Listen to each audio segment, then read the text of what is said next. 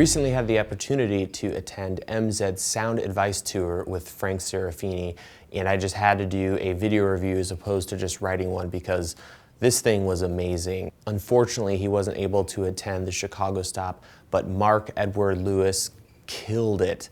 This is a good friend of Frank Serafine, and he came in and took over and really ran an incredible show. I really enjoyed learning from him, and there are 5 things I wanted to share with you guys that I really picked up, and there are things that I'll be able to use going forward. And it's just a tiny bit of what you could expect if you could attend one of the tour stops or get a hold of the HD download. Early on, Mark went through DX, MX, and SFX and explained what each of these are.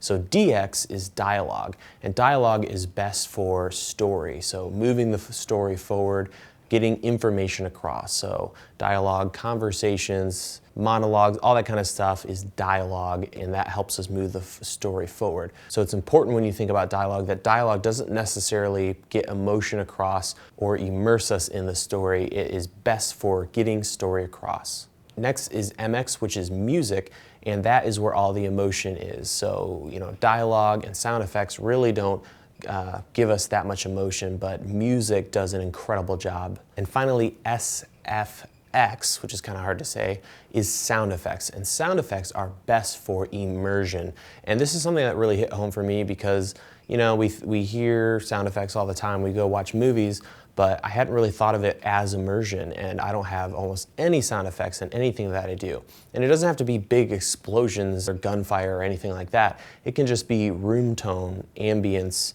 a clock ticking, or a drawer closing or something like that. That's what immerses us in the story and gets us so wrapped up that we're not thinking about how the shot was composed or whatever. And in this day-long session, Mark took us through several scenes of big Hollywood movies and broke down each of them, muting everything else, and let us really focus on the power of these tools.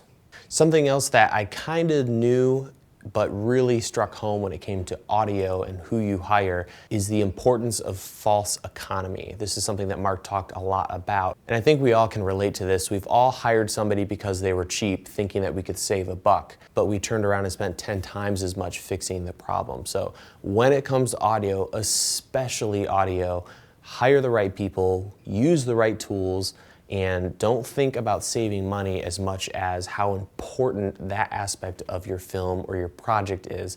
And it's something that you can never fully get back, or if you do have to get it back, it's going to cost you an arm and a leg as well as a ton of time. Something else that really blew me away and I've been using immediately and a ton after going to the Sound Advice Tour was using EQ filters to adjust music and sound effects levels so that dialogue can be heard clearer.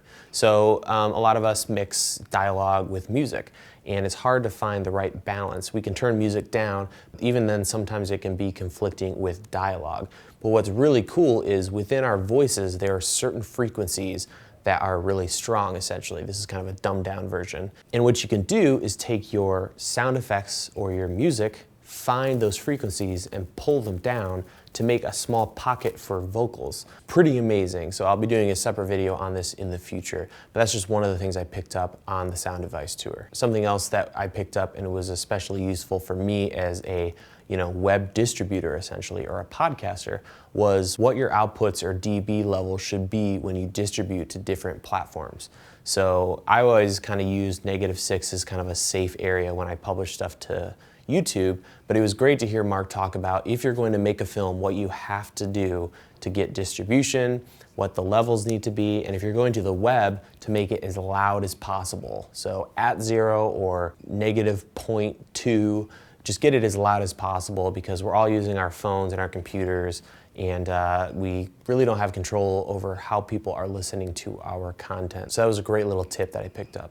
In the last part of the tour, Mark went over music and kind of the 3 elements of music, and it really changed how I thought about using music for different projects. So the 3 elements were rhythm, melody, and harmony. Rhythm kind of strikes our fight or flight mentality or psyche, so using different rhythms can really kind of attack or get your audience to feel a certain way and really tap into that fight or flight mentality. And melody in music is what really gets people to think.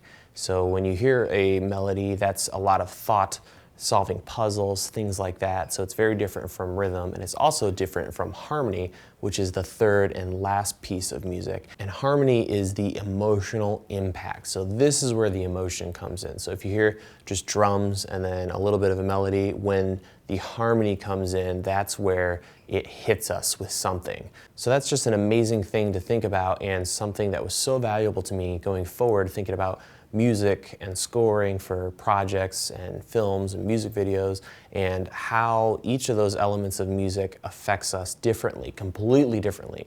And if you get that wrong, you can be confusing your viewer, and it wakes them up and they're in the theater or watching YouTube, and they're not immersed or drawn into your project. So I highly suggest you immediately log on to MZed's website, figure out where the closest stop to you is or the next stop, and make sure you get a chance to attend the Sound Advice Tour. And I just can't recommend it enough. So definitely check that out. If you aren't able to attend, make sure you watch for when the HD downloads are available, and you're gonna wanna get yourself a copy because this was an amazing experience. I want to thank you for watching. You can find more videos, reviews, tutorials, other gear-related content at dslrvideoshooter.com.